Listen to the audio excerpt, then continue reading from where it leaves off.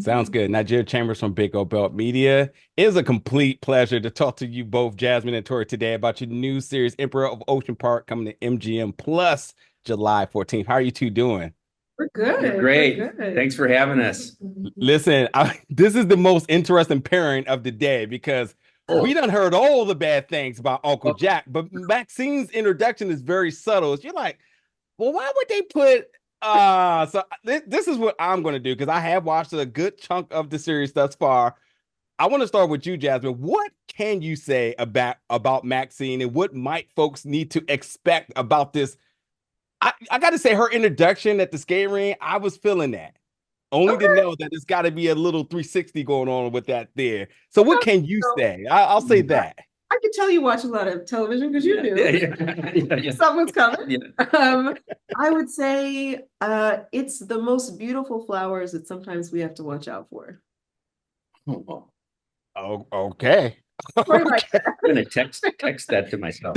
Now Uncle Jackson getting a little taste about that one. I Hey know. Tori, Yeah, I gotta say there hasn't been a good word about your character yet. So is right. there any measure of empathy the fans should have for Uncle Jack? Oh, I yes, he's a good guy underneath it all. No, he's got some definitely some issues with integrity and his morals, but other than that, really nice guy. Other than that, Other than that, he's someone he has a past. He has killed people. He's caused governments to collapse apparently, and he's someone who will you don't want to get on his bad side, and so Yeah. that's always fun to play. But there's a lot of good things about him, and I know that one of the best things about him is he's loyal. He was loyal to the judge, and they had a friendship lasted 50 years because of that loyalty. It's just that once, the judge asks for a favor and Jack does a favor, he expects favors in return. And Mm, that's the simple storyline right there. So Jack is dangerous, but he can also be very, very loyal and very supportive. And he watches out for the Garlands.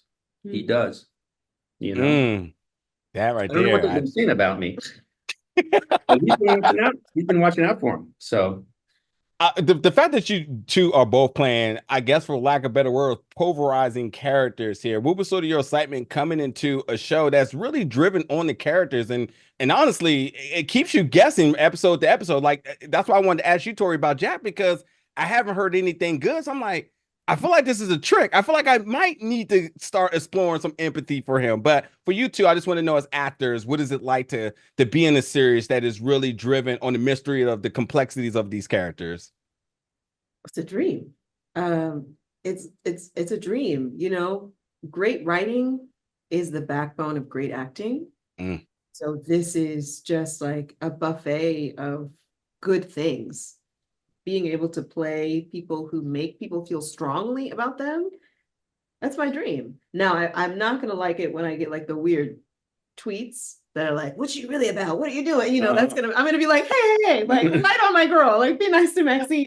But I love if I can make people feel something, if that's something that we can do, I'm for it. yeah, no, that's always the when you have power over someone else in a scene, it's one of the more exciting things to do because you can relax and Mhm. not play that you have that power.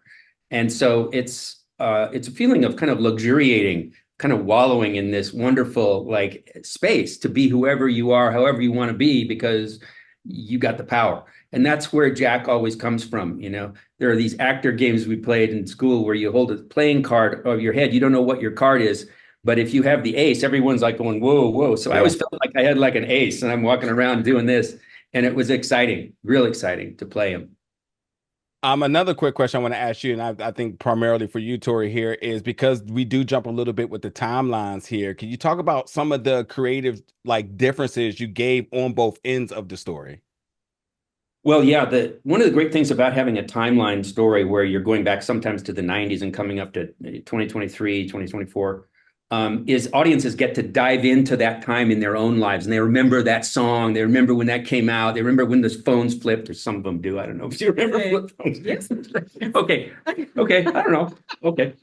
But anyway, you get to be in all those different worlds. So you're playing that time, different times, and you get to also be younger. I thought maybe they'll use that CGI, the AI on my face. No, they didn't do that. So I had to be young on my own. It's easy tough. Yeah. Oh, yeah. Young at heart. Torrey and Jasmine, thank you so much for your time. It's been a complete pleasure in the world. You get to check out Emperor of Ocean Park coming to MGM Plus July 14th. Thank y'all so much.